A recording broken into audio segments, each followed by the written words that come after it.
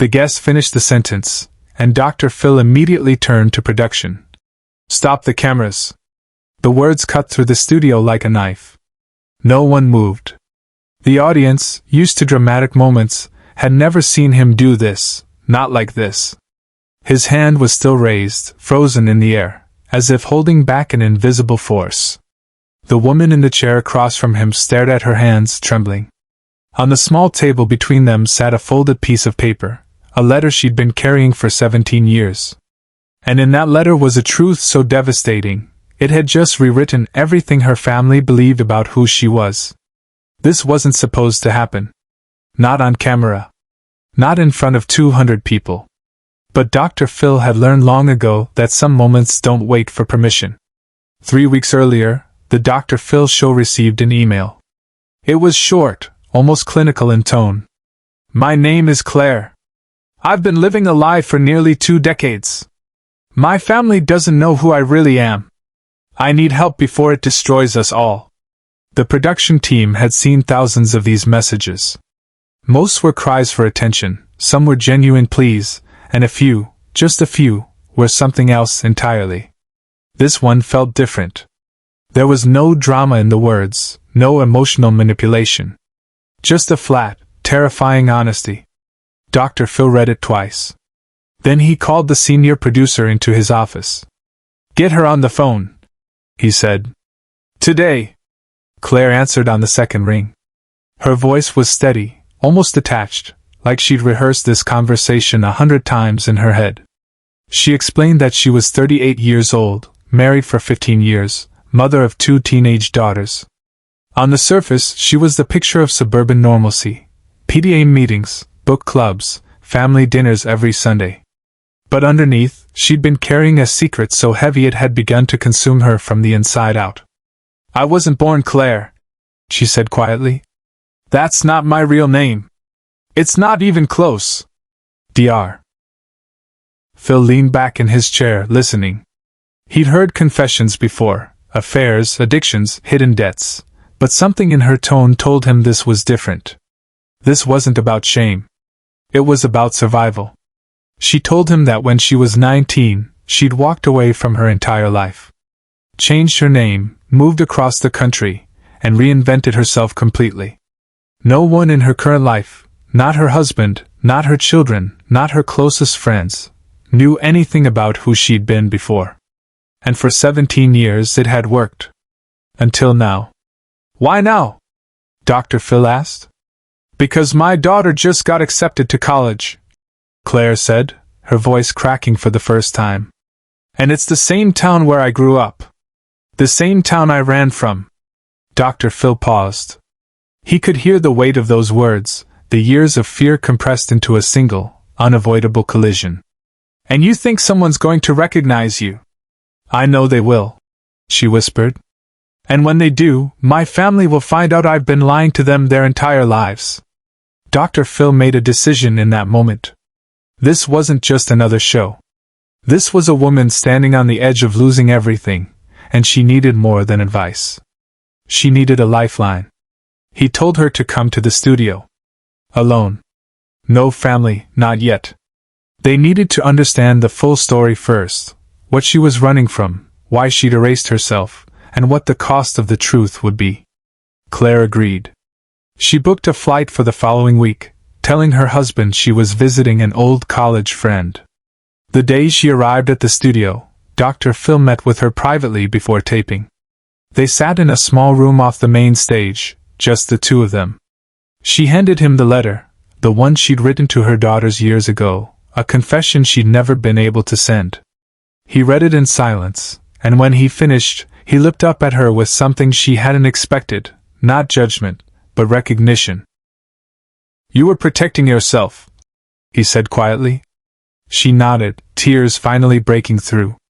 "I didn't know what else to do." What Dr. Phil learned in that room was this. When Claire was 19, she'd been involved in something terrible.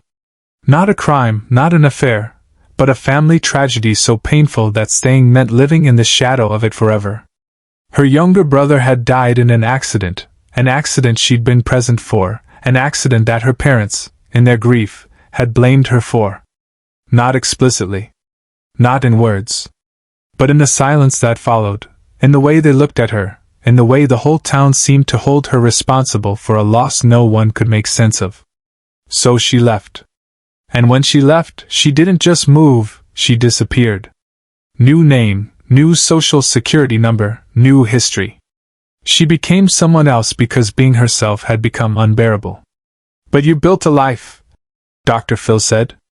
A good life. A family who loves you.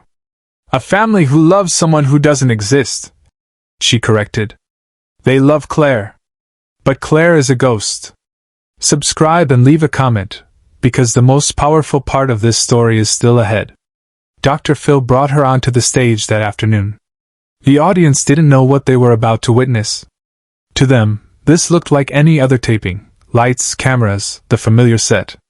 Claire sat down in the chair across from him, her hands folded tightly in her lap. Dr. Phil started with the basics, the setup, the context. He asked her about her life now, her daughters, her marriage. She answered carefully, her voice controlled, like she was walking on glass. And then he asked the question that changed everything. Claire, when did you stop being yourself? She looked at him, and for a moment, it seemed like she might not answer. The studio was silent. Even the cameras felt like they were holding their breath.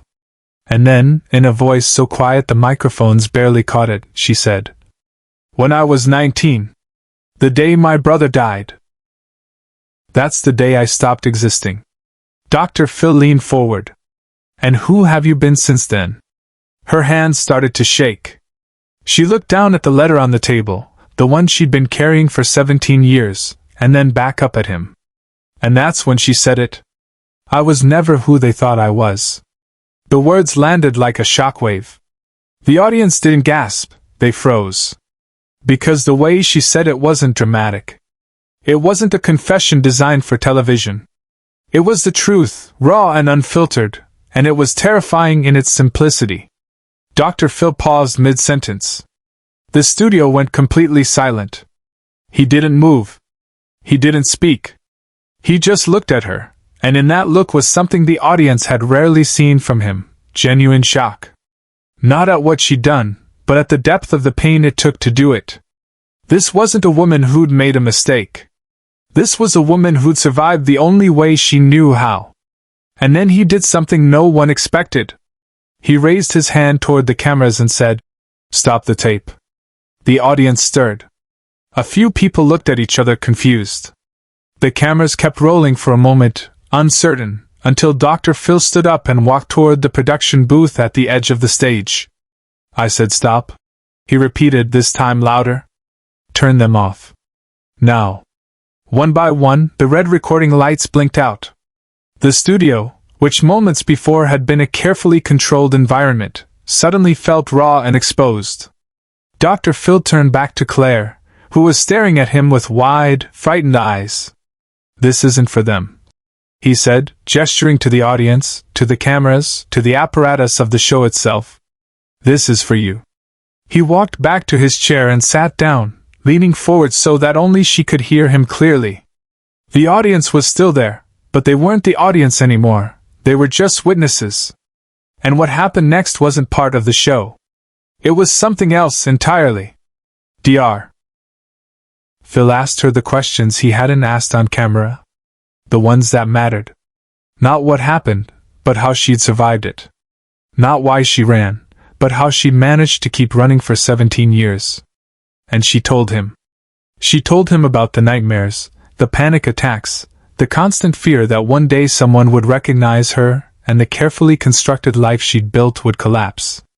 She told him about the guilt, not for leaving, but for staying gone. For building a family on a foundation of erasure. They love you, Dr. Phil said. Not the ghost. You. The person sitting here right now. But they don't know who that is, she whispered. Then it's time to let them meet her. Off camera, Dr. Phil made a choice no producer expected. He told Claire that they weren't going to air this segment. Not like this. Not as spectacle. Instead, he was going to help her tell her family, on her terms, in her time, with the support she needed. He brought in his team, his therapists, his counselors. And over the next 2 hours, they worked with her to create a plan. A way forward that didn't involve running anymore. But before they finished, Dr. Phil did one more thing.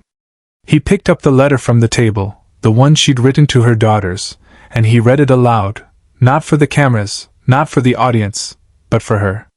So she could hear, maybe for the first time, that the words she'd been too afraid to say out loud were not the end of her story.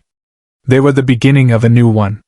When he finished reading, he set the letter back down and looked at her. "You've been carrying this alone for 17 years, he said. "You don't have to carry it anymore." She broke. Not quietly, not gracefully, but fully. And Dr. Phil, who'd spent decades helping people navigate their darkest moments, simply sat with her while she did. But what happened next is something no one in the room, or watching at home, saw coming. 2 weeks later, Claire came back to the studio. This time, she wasn't alone. Her husband sat beside her. Her daughters sat in the front row of the audience. And in her hand she held a different letter, one she'd written after that first taping, one she'd finally had the courage to send. Dr. Phil didn't introduce her as a guest this time. He introduced her as someone who'd done the hardest thing a person can do. She told the truth. Her husband spoke first. He was angry, yes. Hurt, yes. But more than that, he was confused. "I don't understand why you thought you had to hide," he said. "I don't understand why you thought I wouldn't love you if I knew." Claire looked at him, tears streaming down her face. "Because I didn't love me," she said. "And I couldn't imagine how anyone else could." Her daughters didn't say much. They were still processing, still trying to reconcile the mother they'd known with the woman sitting in front of them. But one of them, the older one, reached out and took her hand. And that was enough. Dr. Phil let them talk. He didn't interrupt, didn't guide, didn't perform. He just gave them space to be human, to be messy, to be real. And when it was over, he turned to the audience and said something he rarely said.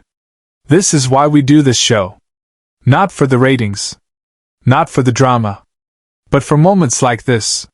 When someone who's been lost finally finds their way home." The audience stood.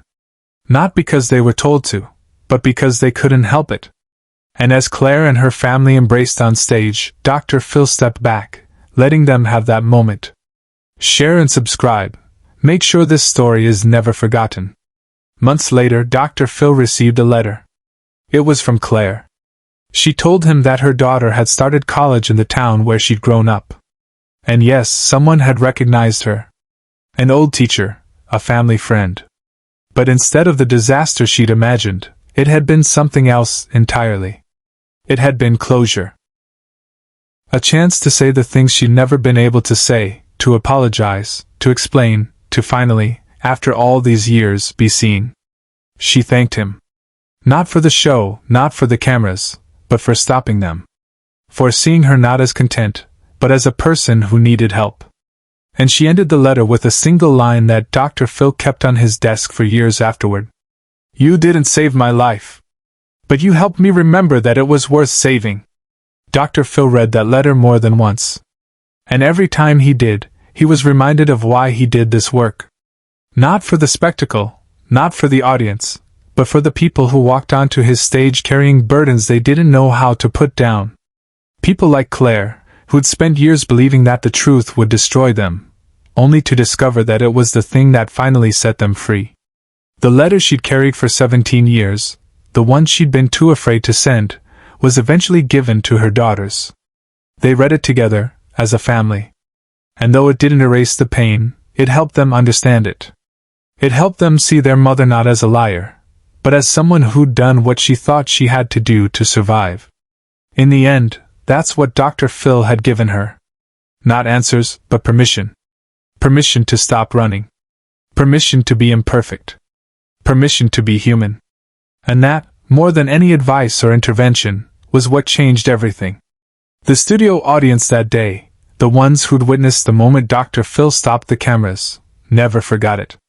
Many of them later said it was the most powerful thing they'd ever seen on television, precisely because it wasn't television anymore. It was real life, unscripted and unrehearsed, happening right in front of them. One audience member, a woman named Patricia, wrote to Dr. Phil afterward. She said she'd been carrying her own secret for years, and watching Claire find the courage to tell hers had given her the strength to do the same. "You showed me that the truth doesn't have to destroy you," she wrote. "Sometimes it's the only thing that can save you." Dr. Phil kept that letter too, because that's what he'd learned over decades of doing this work. One person's courage could ripple outward in ways no one could predict. Claire's story wasn't just hers anymore. It belonged to everyone who'd ever felt trapped by their past, everyone who'd ever believed that honesty would cost them everything.